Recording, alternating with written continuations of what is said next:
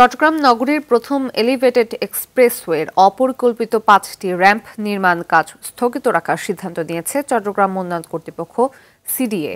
অপ্রয়োজনীয়তা, পরিবেশগত উদ্বেগ ও খরচ সাশ্রয়ের বিষয়কে অগ্রাধিকার দিয়ে এই সিদ্ধান্ত নেওয়া হয়। সিডিএ বলছে 15.2 কিলোমিটার উড়াল সড়কটির নকশা প্রণয়নের সময় কারো মতামত না নেয় এখন বিভিন্ন সংস্থা থেকে আপত্তি আসছে। চট্টগ্রাম থেকে সাইফুল মাহমুদের প্রতিবেদন জানাচ্ছেন নুসরাত জাহান সিনথি, ছবি তুলেছে ইমরাউল কায়েস।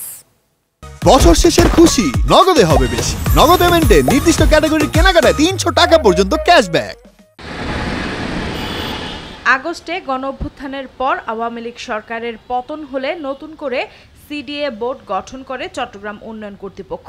এরপরই নগরীর প্রথম এলিভেটেড এক্সপ্রেসওয়ের র্যাম্পের প্রয়োজনীয়তা, পরিবেশবাদীদের মতামত ও অংশীজনদের আপত্তির বিষয়গুলো নিয়ে পর্যালোচনা শুরু হয়। প্রাধান্য দেয়া হয় ব্যয় সংকোচনের বিষয়েও।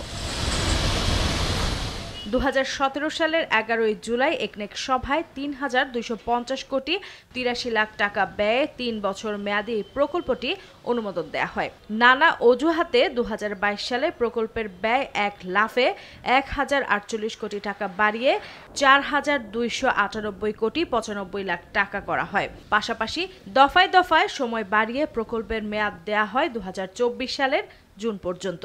উঠানামার র্যাম রাখে নাই, অপরিকল্পিতভাবে নির্মাণ কাজের জন্য আমাদেরকে অনেক পোহাতে হচ্ছে। আমি এখন নাম তো আগ্রাবাদ হই, কিন্তু এখন আমাদের অনেক দূর থেকে টার্নিং নিয়ে আসতেছি। র্যামগুলো বাদ পড়ার কারণে এখন এই অসুবিধাটার সম্মুখীন হচ্ছে। এটা হয়ে আমাদের কোনো কাজ আসতেছে না। আগ্রাবাদ চৌমুহনীর দিকে যাচ্ছিলাম, কিন্তু আমার অনেকটা ঘুরে আসা লাগতেছে। তো যদি ওই জায়গাতে নামার কোনো একটা ব্যবস্থা রাখা যাইতো তাহলে আমি মনে করি আমার জন্য এবং সাধারণ জনগণের জন্য অনেক উপকৃত হতো। পরিকল্পনাভাবে করে নেই, এই জন্য আমাদের দুর্ভোগ বেশি বাড়ছে।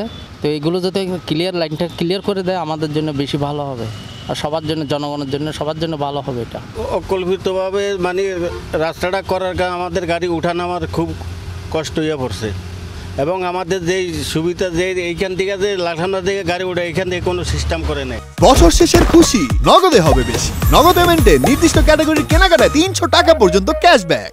2021 সাল থেকে উড়াল সড়কটির নানা সমস্যার বিষয়গুলো বের হয়ে আসতে শুরু করে। ট্রাফিক বিভাগের সঙ্গে আলাপ না করায় দেখা দেয় নানা জটিলতা। প্রজেক্টে তখন 14টা র্যাম আমরা ধরেছিলাম, কিন্তু আমরা বর্তমান সময়ে যেহেতু টাকার একটা ক্রাইসিস আছে সরকারের বা এবং আমরা আরও বড় অথেন্টিকভাবে দেখছি, মানে আমরা ফেজিং করেছি। এতগুলা র্যাম যে দিছে, মানে যেটা আমার সবচেয়ে জরুরি যেসব জাংশনে, ওগুলো আমরা রেখেছি। আমরা চেয়ারম্যান সহ, আমাদের চেয়ারম্যান মহোদয় সহ আমরা স্টাডি করেছি, এবং যারা বিশেষজ্ঞ ছিল তারা সহ আবার এটা স্টাডি করে আমরা আপাতত 9টা র্যাম করছি।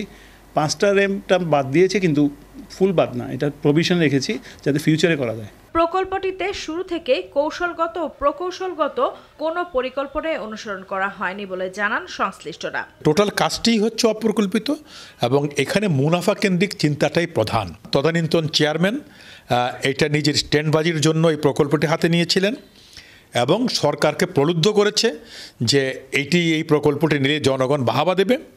এগুলি করেই প্রকল্পটি নেওয়া হয়েছে। এটা আমাদের অর্থনৈতিকভাবে যোগ বিয়োগ যদি আমরা করি তাহলে নেট রেজাল্ট নেগেটিভ আসবে, পজিটিভ আসবে না। অপ্রয়োজনীয় অংশীজনদের আপত্তি ও ব্যয় সংকোচনের প্রশ্নে প্রকল্পটি অপরিকল্পিত হওয়ায় শুরু থেকে বোর্ড এ বিষয়ে ক্ষুব্ধ প্রতিক্রিয়া দিয়ে আসছিল, তবে এতদিন পর তা আমলে নেওয়া হলো। নুসরাত জাহান সিনথি, RTV।